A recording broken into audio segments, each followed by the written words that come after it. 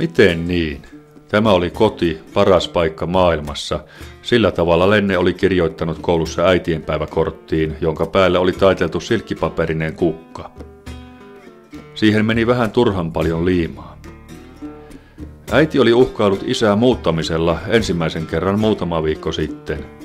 Silloin Lenne alkoi pissattaa, ei niin kuin tavallisesti, vaan niin, että piti puristaa pippelistä ja mennä kippuralle.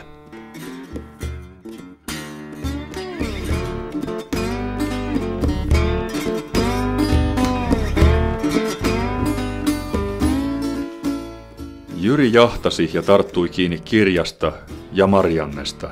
He kaatuivat sängylle ja kamppailivat hetken kirjasta ennen kuin suutelivat. Suutelivat niin, etteivät happea muistaneet vetää. Jyri hengitti makeaa tuoksua.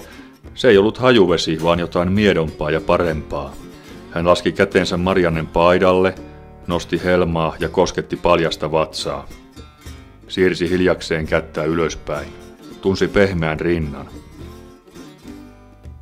Marianne kierähti sohvalta lattialle ja nousi, veti paidanhelman alas. Kysyi, mitä pojan opettaja oikein meinasi.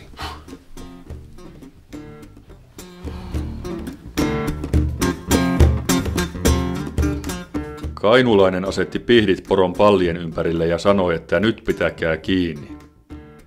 Onko se opettajavuoro sitten seuraavaksi, se kysyi. Virnisti ja osoitti pihdeillä opettajan jalkoväliä. Opettajan naama valahti valkoiseksi. Se nosti rukkasen suunsa päälle, meni kaksinkerroin ja oksensi.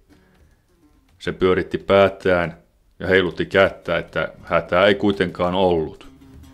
No, tämä oli vain tämmönen Lapin kaste, vähän erilainen kuin ne tunturikeskuksissa tekee.